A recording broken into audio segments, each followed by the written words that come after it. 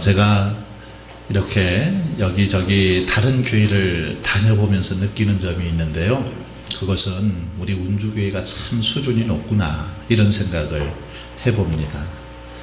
다른 교회 가보니까 정말 우리 교회 교인들이 예배 태도가 참 좋구나. 그리고 또 예배 시간에 미리 30분 전부터 나오셔서 뜨겁게 찬양하고 기도하고 말씀을 잘 듣는구나 이런 생각을 해보면서 저는 참 행복하구나 이런 생각을 해봤습니다. 이렇게 오전 예배도 나오셨는데 또 오후 예배도 나오신 여러분 진심으로 축복합니다. 우리 옆에 계신 분하고 한번 축복하는데 오전에도 나오셨으니까 이제 오후에 나오셨으니까 갑절의 축복이 함께 하기를 빕니다. 이렇게 한번 인사해 볼까요?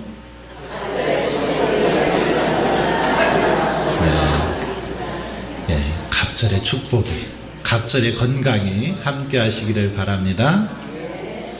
사도 바울이 데살로니가에서 전도를 마치고 베레아로 가서 복음을 전했습니다.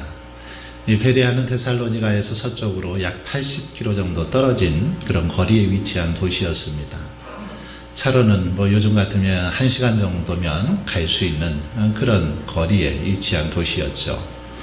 오늘 본문은 바로 베레아 사람들에게 이제 바울이 복음을 전할 때의 일을 기록하고 있습니다. 이 베레아 사람들은 바울이 복음을 전하자 데살로니가 사람들과는 아주 대조적으로 그렇게 말씀을 들은 것을 볼 수 있습니다. 이 시간에는 베레아 사람들이 어떤 태도로 어떤 자세로 하나님의 말씀을 받고 들었는지 살펴보면서 은혜를 나누고자 합니다. 먼저 베레아 사람들은 오늘 말씀에 보니까 하나님의 말씀을 더 너그럽게 받아들였다 이렇게 말씀하고 있습니다. 더 너그럽게, 더 너그러워서 이런 말씀이 있죠. 하나님의 말씀을 더 너그러운 마음으로 그렇게 말씀을 받았다라는 것입니다. 이 너그럽다 이 말은 예전의 성경, 우리가 지금 바뀐 성경을 보고 있는데 개역 성경에는 어떻게 표현이 되어 있습니까? 더 신사적이어서 이렇게 전의 성경은 표현이 됐었죠. 오늘 본문에는 이제 너그러워서 이렇게 표현이 되어 있습니다. 보통 종교관이 투철한 사람들 어떻습니까? 조금 너그럽지 못할 때가 많습니다. 자기 어떤 신앙만 고집할 때가 많죠. 그런데 이 베레아 사람들은 그렇지 않았다라는 겁니다. 보통 믿음이 좋다고 하는 사람들이 가끔 범하는 오류 중에 하나가 자기만이 옳다고 생각합니다. 그래서 다른 사람들의 말을 잘 귀담아 듣지 않으려고 하죠. 그런데 베레아 사람들은 그렇지 않았다라는 겁니다. 오늘 본문의 베레아 사람들은 옳고 그른 것을 들어보지도 않고 무조건 반대하지 않았습니다. 마음을 열고 너그러운 마음으로 어떻게 무엇을 말하고 있는지 잘 귀담아 들었다라는 것입니다. 바로 신사적이라고 번역한 이유가 여기에 있는 거죠. 신사적이라 하면 사람됨이나 몸가짐이 점잖고 교양이 있다 이런 말 아니겠습니까? 점잖아서 교양 있게 그렇게 말씀을 받았다라는 겁니다. 반대적으로 비신사적이다라는 사람들은 어떻습니까? 언행에 교양이 없고 점잖지 않고 신사답지 못한 것을 비신사다 그렇게 말하죠. 성경에서 신사적이다라는 이 말은 그런데 바로 이렇게 하나님의 말씀을 들을 때 너그럽게, 즉 다시 말하면 편견을 가지지 않고 선입견을 가지지 않고 말씀을 들었다 이런 말입니다. 어떤 사람들은 말씀을 들을 때 이미 자신의 어떤 생각에다가 다 넣어 놓습니다. 편견을 가지고 어떤 선입견을 가지고 말씀을 듣더라는 겁니다. 그러니까 말씀이 들어오지를 않는 거죠. 여러분, 우리가 말씀을 들을 때 만약에 편견을 가지고 선입견을 가지고 말씀을 듣게 되면 그 말씀이 들려오지를 않습니다. 이렇게 말씀을 듣는 것은 예를 들어서 장님이 코끼리의 다리 하나를 만져보고 이게 코끼리구나 이렇게 말하는 것과 다를 바가 없습니다.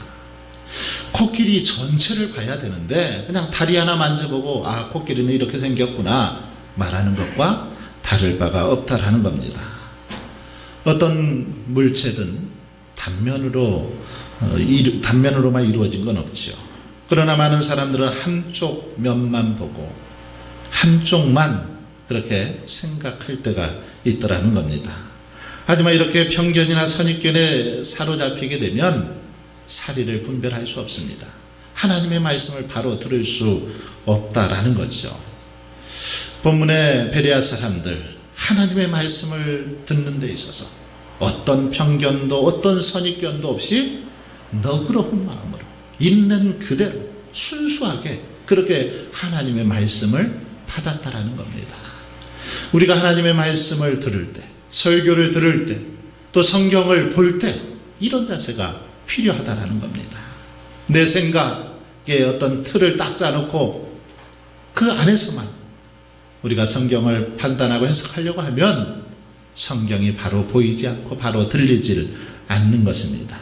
마음의 문을 열고 자신들이 이제까지 알았던 것과 무엇이 다른지 귀 기울여 보는 게 중요하다라는 겁니다.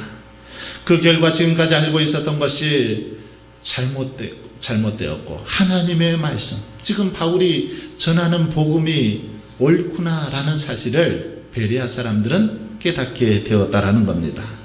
여러분, 그러므로 저와 여러분은 말씀을 들을 때 편견 없이 그렇게 말씀을 들을 수 있길 바랍니다.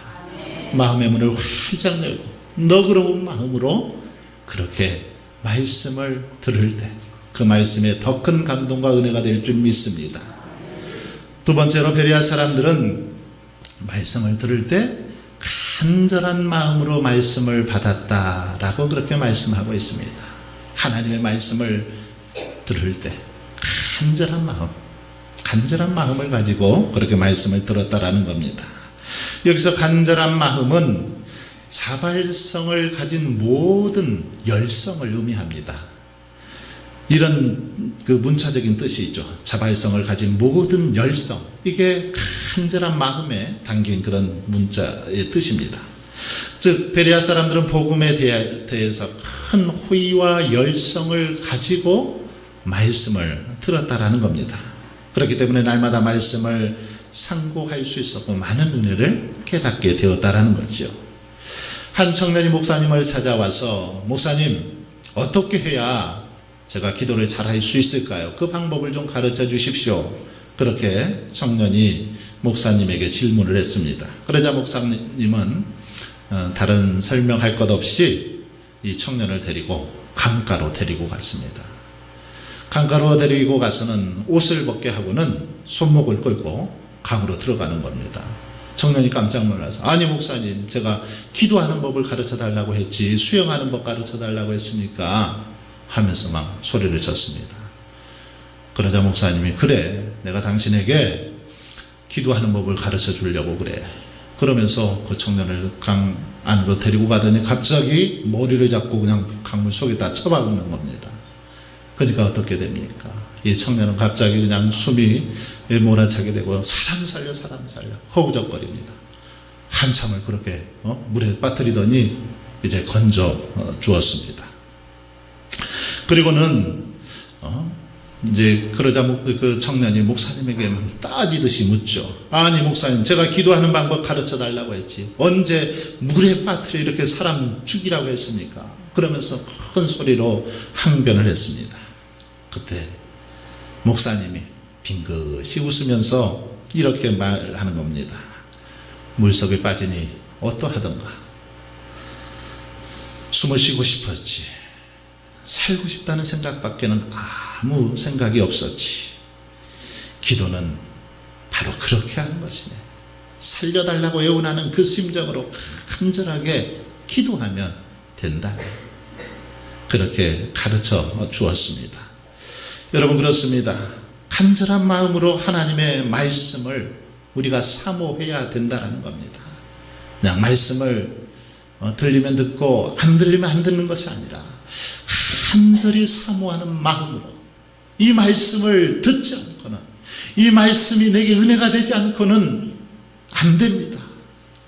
그런 심정을 가지고 하나님의 말씀을 집중해서 귀 기울여서 들어야 한다는 것입니다. 이렇게 간절한 마음으로 베레아 사람들은 말씀을 받았습니다. 저와 여러분도 그러기에 말씀을 읽고 보고 들을 때 이런 마음으로 하나님의 말씀을 대할 수 있기를 바랍니다. 간절한 마음, 사모하는 마음, 집중해서 그 말씀 속에서 정말 하나님의 뜻이 무엇인지, 내게 하나님께서 어떤 은혜를 주시려고 하는지 사모하면서 그렇게 말씀을 들을 때 큰 은혜를 누리게 될 줄 믿습니다. 마지막으로 베레아 사람들은 날마다 말씀을 상고했다라고 그렇게 말하고 있습니다. 말씀을 상고하다, 무슨 말입니까? 이 상고하다라는 말은 자세히 공부한다, 이런 의미가 있습니다. 상고한다, 이것은 자세히 말씀을 공부한다, 이런 의미라는 겁니다. 그들은 자신들이 할 수 있는 모든 열심을 다해서 하나님의 말씀을 받았을 뿐만 아니라 이 말씀이 정말 성경과 일치하고 있는지, 지금 바울이 전하고 있는 이 복음이 구약 성경과 일치하고 있는지 어긋나고 있지는 않은지 확인하기 위해서 주의 깊게 그렇게 성경을 연구했다라는 것입니다. 이렇게 성경을 깊이 있게 공부하고 연구한 여러 자들이 베레아 사람들이었다라는 겁니다. 여러분, 오늘 이 시간은 우리가 티바이블 스터디 이렇게 수료 예배로 드리고 있는데, 성경을 상고하는 방법, 성경을 공부하는 방법 중에 저는 가장 쉽고 재미있고 좋은 그 성경 공부가 바로 저는 티바이블 스터디라고 생각합니다. 티바이블 스터디, 한번 아직 공부 안 해보신 분들은 해보신 분들에게 물어보십시오. 정말 쉽고 재미있습니다. 성경을 주의 깊게 공부할 수 있는 아주 좋은 그런 방법입니다. 함께 토론을 통해서 의견을 나누면서 서로 이렇게 공부하는 그 과정을 통해서 깊이 있는 공부를 할 수 있다라는 것입니다. 그래서 그 속에서 하나님의 뜻을 발견하게 되고 우리가 어떻게 살아가야 할지를 깨닫게 하더라는 것입니다. 여러분, 이처럼 베레아 사람들은 너그러워서 간절한 마음으로 말씀을 받고 날마다 성경을 상고했습니다. 그럴 때 하나님께서 그들에게 주시는 축복이 있습니다. 어떤 축복입니까? 바울이 전한 십자가의 진리가 진정한 하나님의 복음임을 그들이 확신하게 되었습니다. 똑같이 복음을 전하고 똑같이 설교를 했으나 데살로니가 사람들은 복음을 받아들이지를 못했습니다. 하지만 베레아 사람들은 바울이 전한 복음을 받아들이고 인정했다라는 것입니다. 그래서 상당한 유대인들이 믿게 되었고 구원에 이르게 되었다라고 오늘 말씀은 증거하고 있습니다. 여러분, 음악을 사랑하면 음악가가 되거나 음악에 죄가 깊어지게 되죠. 어떤 식물이나 약초 이런 것들을 좋아하면 어떻습니까? 관심을 갖고 이 식물은 어떻게 자라고 어떤 꽃을 피우고 또 약초 같은 경우는 몸에 어떻게 좋은지를 자연스럽게 터득하게 됩니다. 관심을 갖게 되죠.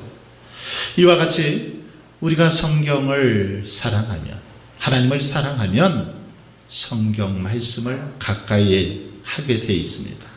그래서 말씀을 가까이 하고 말씀 속에서 하나님의 뜻이 무엇인지, 하나님의 사랑이 무엇인지를 배우게 되더라는 것입니다.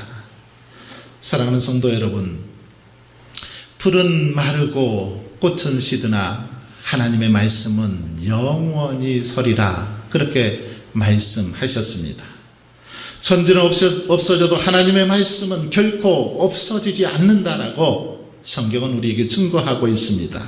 그러기에 여러분, 저와 여러분은 영원히 시들지 않는 하나님의 말씀, 이 말씀을 더욱더 가까이 할 수 있기를 바랍니다. 이 말씀을 주야로 묵상할 수 있기를 바랍니다. 복 있는 사람 누구입니까? 주야로 이 말씀을 묵상하고 정말 이 말씀이 그러한가, 이 말씀이 주의 사랑을 우리에게 어떻게 나타내주고 보여주고 있는가 상고하는 자들입니다. 그러므로 저와 여러분이 날마다 더 열심을 품고 하나님의 말씀을 보고 듣고 묵상하며 그 속에서 주님의 뜻을 헤아릴 수 있기를 바랍니다. 그래서 하나님의 말씀이 송이꿀보다 더 달도다. 시인의 고백처럼 정말 여러분의 입술에서 그런 고백이 끊이지 않기를 주님의 이름으로 축원합니다.